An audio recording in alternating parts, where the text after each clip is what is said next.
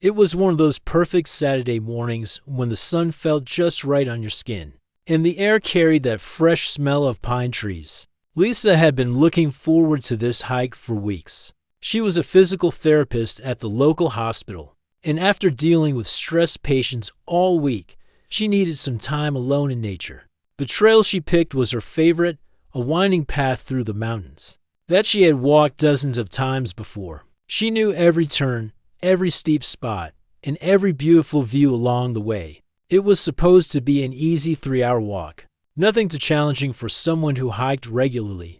Lisa packed light that morning, just her small backpack with water, some snacks, and her phone. She didn't expect any problems. The weather forecast had shown clear skies, and she planned to be back home by lunchtime. She even told her roommate she would bring back some good photos of the wildflowers that were supposed to be blooming this time of year. The first hour of the hike went perfectly. Lisa felt her stress melting away as she walked deeper into the forest. Birds were singing, and she could hear a small stream somewhere in the distance. She stopped a few times to take pictures of interesting rocks and colorful flowers. Everything felt peaceful and exactly what she needed. But then the weather changed suddenly. Dark clouds rolled in from nowhere, and what started as a light drizzle quickly turned into a heavy downpour. Lisa had experienced mountain weather before, so she wasn't too worried at first. She pulled up her hood and kept walking, thinking it would pass soon. The rain made the trail slippery and muddy. Lisa had to slow down and watch her footing more carefully. She was about 2 miles from the parking area when she reached a part of the trail that curved around a steep hillside. This section was always a bit tricky because loose rocks would sometimes roll down from above. As she carefully stepped around a large boulder, her foot hit a patch of wet gravel. Before she could grab onto anything for support, her feet slipped. Out from under her, she felt herself falling sideways, tumbling down the steep slope beside the trail. Time seemed to slow down as she bounced off rocks and crashed through small bushes. The fall felt like it lasted forever, but it was probably only a few seconds. Lisa tried to protect her head with her arms as she rolled down the hillside. She could feel branches scraping her skin and rocks hitting her body. Then there was a loud crack, and suddenly she stopped moving. When everything went quiet, Lisa found herself lying at the bottom of a small ravine, about 30 feet below the main trail. Pain shot through her left leg like lightning. She tried to move but immediately knew something was very wrong. Looking down, she could see her leg bent at an odd angle, and there was already swelling around her knee.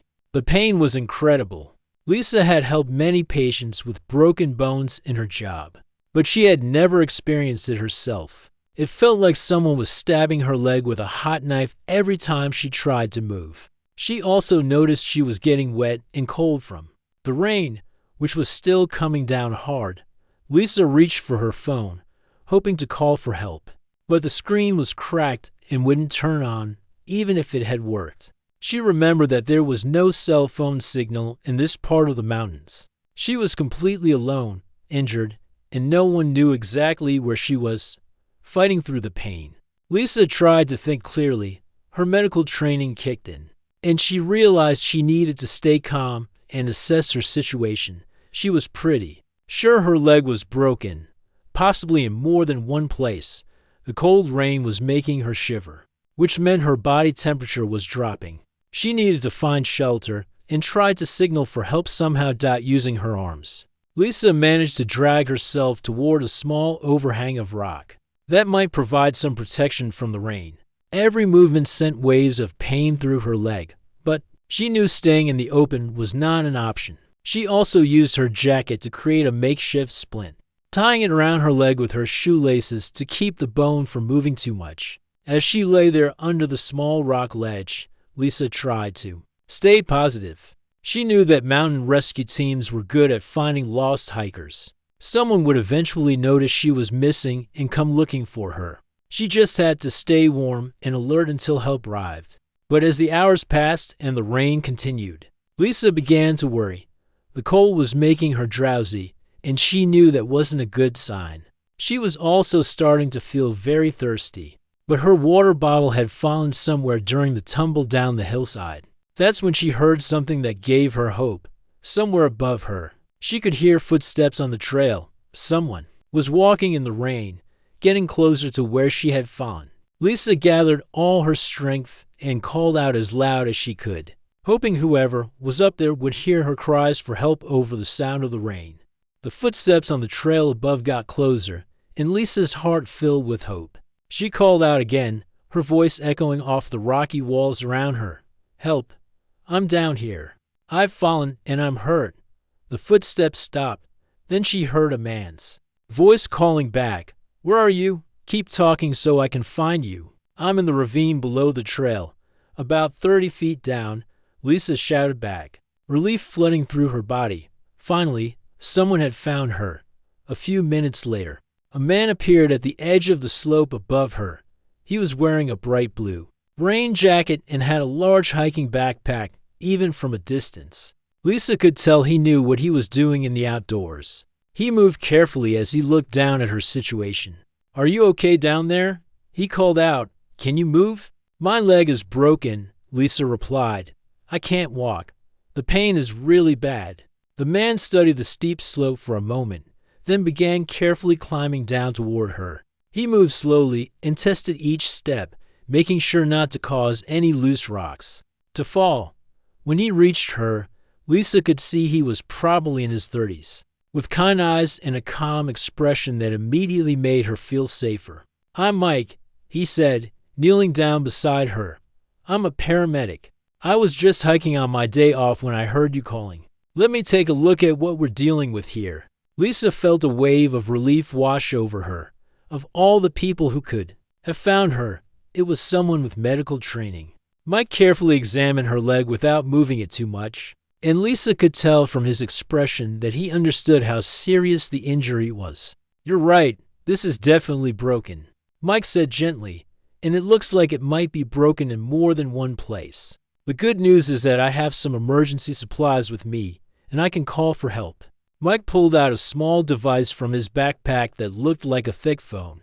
"This is a satellite communicator," he explained. "It works even when there's no cell service.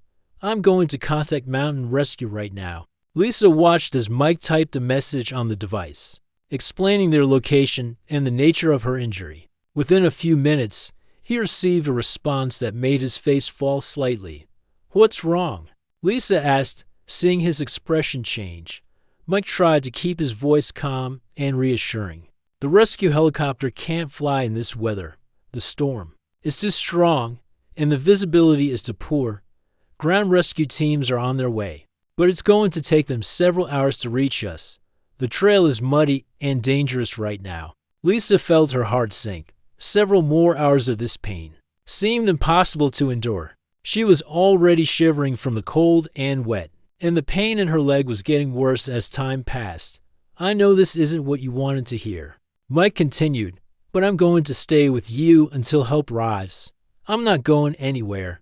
Mike looked around their small shelter under the rock ledge and realized they needed to do something about the cold. Lisa's lips were starting to turn slightly blue, and he could see she was shivering more than before. He knew from his medical training that keeping her warm was crucial, especially with a serious injury.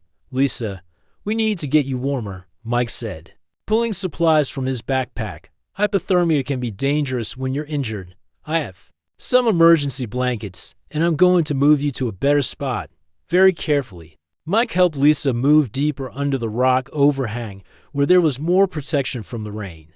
The movement caused her tremendous pain, but she knew it was necessary. Mike wrapped her into metallic emergency blankets and gave her some water from his bottle. As they waited, Mike kept checking on Lisa's condition. He noticed that her injured leg was becoming more swollen, and the skin was changing color. He knew this meant the blood circulation was being affected by the cold and the injury. "Lisa, I need to explain something to you," Mike said carefully. "Your leg is swelling up, and the cold is making the blood circulation worse. If we don't do something to help the blood flow, it could cause permanent damage to the tissue." Lisa looked at him with worried eyes. "What do you mean? What can we do?" Mike took a deep breath. I need to massage the muscles around the injury, not the broken bone itself, but the muscles in your calf and thigh. It will help keep the blood flowing and prevent tissue damage. I know it might be uncomfortable, but it's important for saving your leg." Lisa nodded, understanding the medical necessity. She was a physical therapist herself, so she knew Mike was right about the circulation issue. "Okay, I trust you. Do what you need to do." Mike began very gently massaging the muscles around Lisa's injury, being extremely careful not to disturb the broken bone. He worked on her calf muscles first, then moved to her thigh, using the proper techniques he had learned in his paramedic training. At first, Lisa grimaced with pain as expected, but as Mike continued the massage, something strange started to happen. Her facial expression began to change in a way that made Mike feel uncomfortable. Instead of looking like someone in pain, she seemed to be experiencing something else entirely. Mike tried to convince himself that he was seeing things wrong. Maybe the pain medication effect was making Lisa react strangely, or perhaps she was going into shock from the injury. He had seen patients respond in unusual ways during medical emergencies before, but as he continued the circulation massage, Lisa's behavior became harder to ignore. Instead of the normal wincing and discomfort he expected from someone with a serious leg injury, Lisa's breathing had become deeper and more relaxed. Her eyes, which had been filled with pain and worried just minutes earlier, now had a different look in them. It was an expression that made Mike feel deeply uncomfortable. "How does that feel?" Mike asked, trying to keep his voice professional and clinical. "Is the pain getting better?" "It feels really good," Lisa replied, her voice softer than before. "Don't stop. I think it's really helping." Mike paused for a moment, unsure how to respond. Something about the way she said "really good" didn't sound like someone describing pain relief. It sounded like something else entirely. He tried to focus on his medical training and remember that his job was to help preserve circulation in her injured leg. Until the rescue team arrived. As Mike resumed the massage, working on the muscles around her knee, Lisa made a soft sound that definitely wasn't related to medical treatment. It was a sound that made Mike's stomach turn. He looked at her face and saw that her eyes were closed, not in pain, but in what appeared to be some kind of enjoyment. "Lisa, are you feeling okay?" Mike asked, stopping the massage completely. "You seem to be reacting strangely to the treatment." Lisa's eyes opened quickly, and for a moment, Mike saw something that looked almost like annoyance cross her face. "I'm fine," she said, her voice returning to normal. "The massage is just helping with the pain. Please keep going. I really need you to keep going." Mike felt his training conflicting with his instincts, medically. He knew the massage was necessary to prevent tissue damage, but everything about Lisa's reactions was setting off alarm bells in his mind. He had treated hundreds of patients during his career, and none of them had ever responded to medical treatment this way. "Maybe we should take a break," Mike suggested. "Let me check the satellite communicator again and see if there's any update on the rescue team." But as soon as he moved his hands away from her leg, Lisa reached out and grabbed his wrist. Her grip was surprisingly strong for someone who was supposed to be weak from injury and cold. "No, please," she said, her voice taking on an urgent tone. "The circulation. You said it was important. You can't stop now. My leg needs the treatment." Mike looked down at her hand on his wrist and felt a chill that had nothing to do with the cold mountain air. There was something desperate in her grip, something that went beyond medical necessity. He gently pulled his hand away and tried to maintain his professional composure. "I understand you're concerned about your leg," Mike said carefully, "but I need to check on a few other things right now. The massage can wait for a few minutes." Lisa's expression changed again, and Mike could see frustration and something else in her eyes. It was like she was fighting to control herself, trying to appear normal when something inside her was pushing for something different. "I'm sorry," Lisa said, seeming to realize how her behavior might appear. "I'm just scared about permanent damage to my leg. I work as a physical therapist, so I know how important circulation is. I guess I'm just worried about losing function in my leg." Mike nodded, wanting to give her the benefit of the doubt. Her explanation made sense from a medical perspective. Maybe he was overthinking the situation. People in pain and shock could behave in unexpected ways. I understand your concerns, Mike replied. As a medical professional yourself, you know the importance of proper treatment, but I also need to monitor your overall condition, not just focus on one aspect. Mike checked the satellite communicator and saw that the rescue team was still several hours away. The weather was making their progress slow and dangerous. He also noticed that Lisa was watching his every move with an intensity that made him uncomfortable. When Mike resumed the massage, trying to focus purely on the medical aspects, Lisa's strange reactions returned immediately. She seemed to anticipate where his hands would go next, sometimes even guiding them to specific spots on her leg. Her breathing became irregular again, and she made soft sounds that had nothing to do with pain relief. "You're really good at this," Lisa said, her voice taking on that same tone that bothered Mike. "Much better than other people who have treated me before. You really know what you're doing." The comment about other people who have treated me before stuck in Mike's mind. Something about the way she said it suggested there had been many other times, many other medical professionals, for someone who claimed to be an active hiker. Lisa seemed to have an unusual amount of experience with medical treatment. Mike tried to focus on his training and ignore the growing unease he felt. But as the minutes passed, Lisa's behavior became more and more difficult to rationalize as normal shock responses or pain management. She seemed to be enjoying the medical treatment in a way that went far beyond simple pain relief. The rain continued to fall around them, and Mike realized he was trapped in this small space with someone whose reactions were becoming increasingly disturbing. He had to continue the medical treatment to preserve her leg, but every moment of it felt wrong in ways he couldn't fully explain. As the hours dragged on, Mike found himself learning more about Lisa than he ever wanted to know. The cold and the long wait seemed to make her more talkative, and the things she shared made his unease grow stronger with each passing minute. "You know, I've been treated by a lot of medical professionals over the years," Lisa said during one of their conversations. "Doctors, nurses, physical therapists, paramedics like you, but I have to say, you really have a special touch." Mike tried to keep the conversation focused on normal topics. "Have you been hiking long? You seem to know these trails pretty well." "Oh, I love being outdoors," Lisa replied. But then her voice took on a different tone. "Though I have to admit, I've had quite a few accidents over the years. Seems like I'm always ending up in emergency rooms or needing medical attention for one thing or another." This comment made Mike pause. In his experience, most people tried to avoid medical emergencies, not casually mention having many of them. He decided to ask more questions, though he wasn't sure he wanted to hear the answers. "That's unusual," Mike said carefully. "Most hikers I know are pretty careful about safety. What kind of accidents have you had?" Lisa's eyes lit up in a way that made Mike's skin crawl.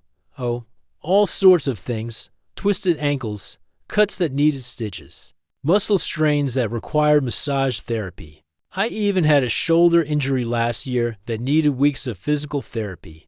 The therapist had such strong hands. The way she described her injuries and treatments made Mike realize something disturbing.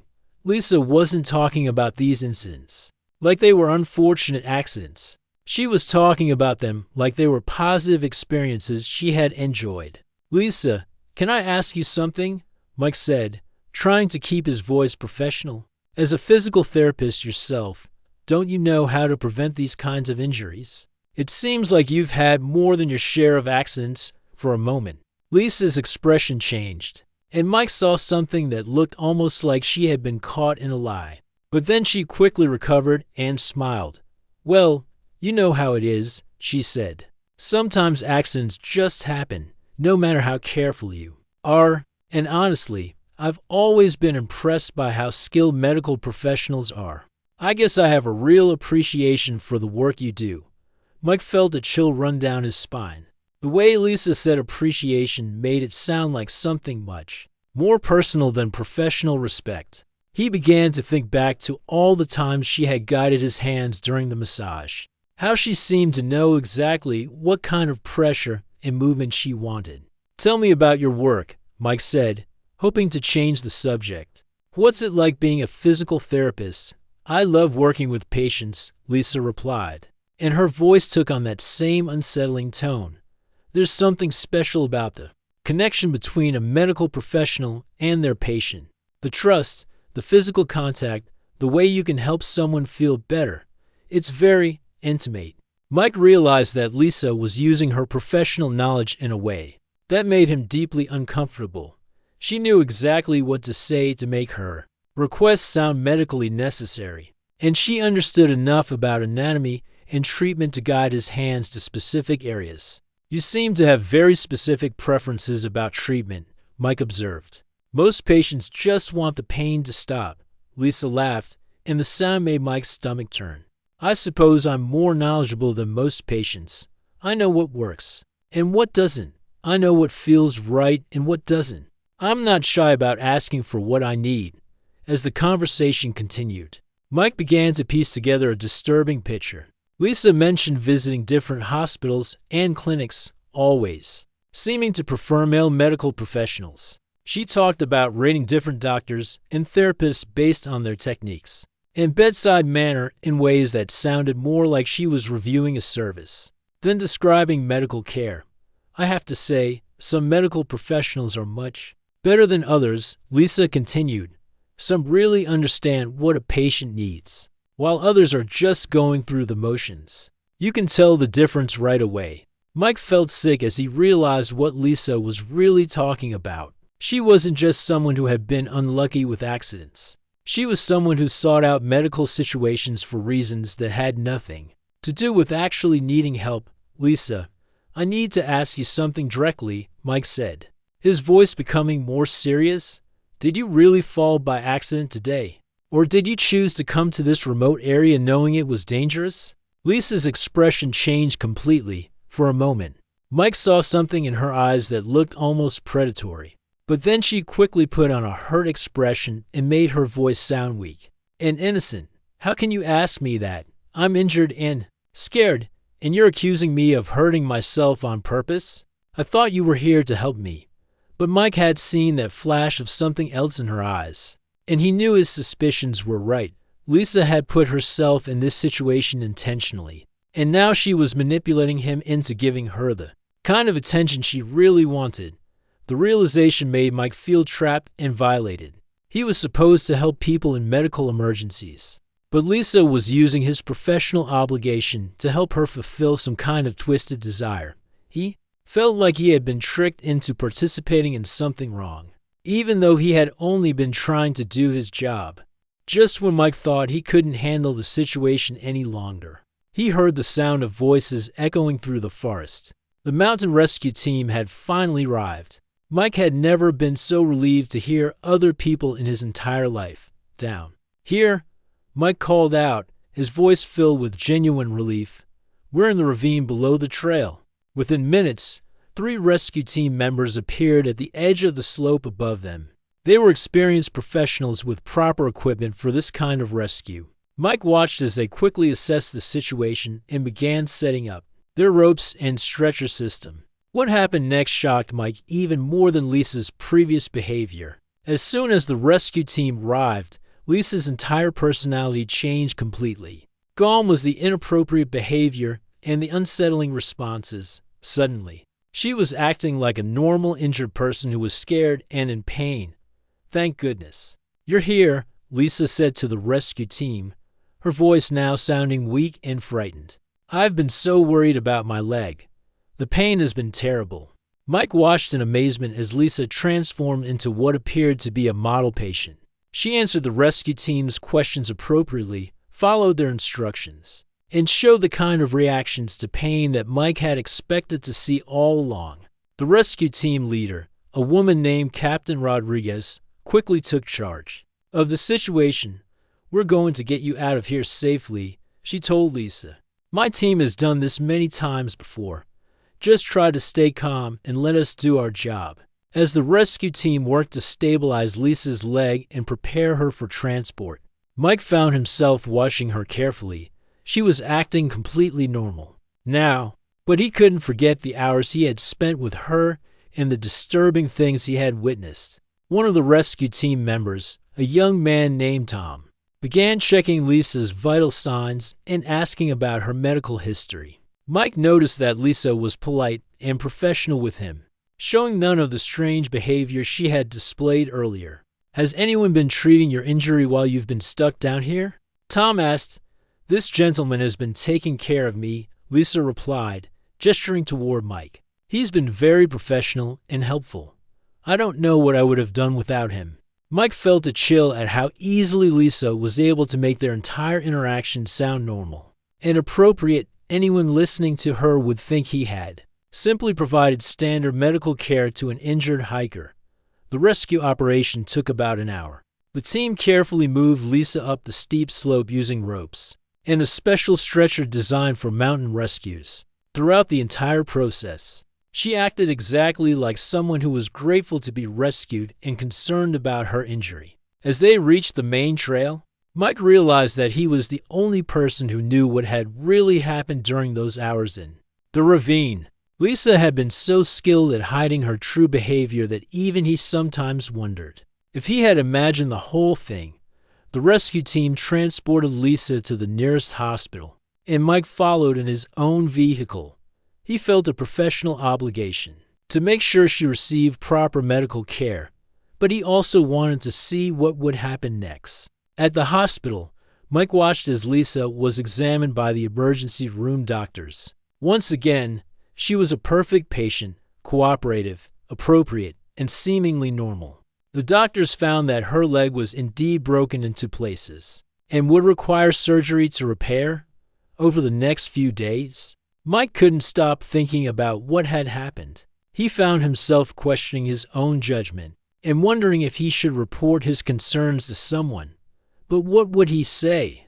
That a patient had acted strangely during a medical emergency? It sounded almost ridiculous when he thought about it that way. Mike decided to do some research. He contacted a colleague who worked in hospital administration and asked about patient records and patterns of injury. What he learned made his blood run cold.